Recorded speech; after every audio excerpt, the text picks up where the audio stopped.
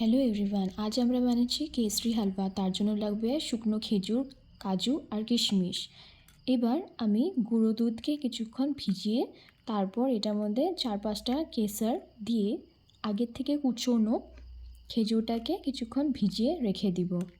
আপনারা চাইলে গরুর দুধও নিতে পারেন, কিন্তু পাউডার দুধ একটু নিলে জিনিসটা ঘন হবে। এবার আধা কাপের থেকে একটু বেশি সুজি নিয়ে আমরা মিক্সার গ্রাইন্ডারে একটু গ্রাইন্ড করে নিব, যাতে সুজিটা মিহি হয়ে যায়। আপনারা চাইলে মিহি সুজিও নিতে পারেন। আমার কাছে একটু মোটা দানা সুজি ছিল বলে আমার এই মিক্সার গ্রাইন্ডারে দিয়ে পাউডার করতে লেগেছে। এবার কড়াইতে নিব আধা চামচের থেকে একটু বেশি ঘি। ঘিটা গরম হয়ে আসলে এটার মধ্যে আগের থেকে কুচোনো কাজুটাকে দিয়ে কিছুক্ষণ ভেজে নিব। আপনারা চাইলে কিশমিশটাকেও ভাজতে পারেন, আমি এখানে কিশমিশ ভাজছি না।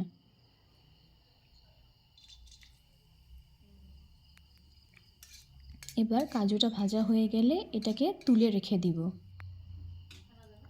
এবার সেই ঘিটার মধ্যে দিয়ে দিচ্ছি সুজিটাকে।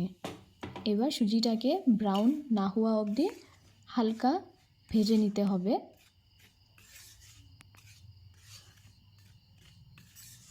আর মনে রাখতে হবে এই টাইমে যেন গ্যাসের ফ্লেম একদম লোতেই থাকে, না হলে সুজিটা পুড়ে যাওয়ার চান্স থাকবে। এবার সুজিটা দেখুন হালকা ব্রাউন হয়ে আসছে। এরপর আমরা আগের থেকেই ভেজে রাখা কাজু আর কিশমিশটাকে দিয়ে ভালো করে নাড়াচাড়া করে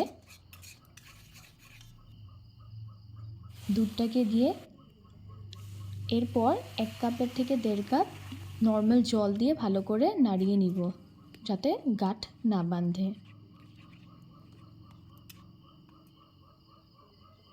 এরপর আমি দিচ্ছি চিনি। এর মধ্যে আমি দিচ্ছি আধা কাপের মতো চিনি। আপনারা চাইলে কম বেশিও দিতে পারেন, আপনাদের মিষ্টি খাওয়ার ওপরেই নির্ভর করবে।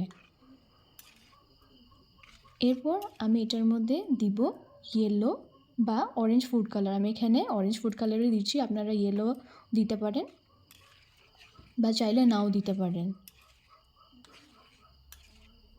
এরপর গন্ধর জন্য আমি দিব ভ্যানিলা এসেন্স। বিশ্বাস করুন এটা খেতে খুব দারুণ হয় আর গন্ধটাও খুব সুন্দর হয়। আপনারা একবার ট্রাই করে দেখবেন। এরপর আঁচটাকে মিডিয়ামে দিয়ে আমরা এটা ঘন হওয়া অবধি ভালো করে কুক করে নিতে হবে। দেখুন আমাদের সুজিটা একদম ঘন হয়ে আসছে। এবার আমরা গ্যাসের ফ্লেমটাকে অফ করে দিব আর কিছুক্ষণ নাড়াচাড়া করে নিলেই রেডি আমাদের কেসরি হালুয়া। এটাকে আমি একটু কেসর আর কাজু কুচি দিয়ে সুন্দর করে গার্নিশ করে সার্ভ করছি। আপনারা চাইলে এটা আরও কিছু ড্রাই ফ্রুটস উপরে দিয়েও আপনারা সার্ভ করতে পারেন। আজকে এর জন্য আসছি। নমস্কার।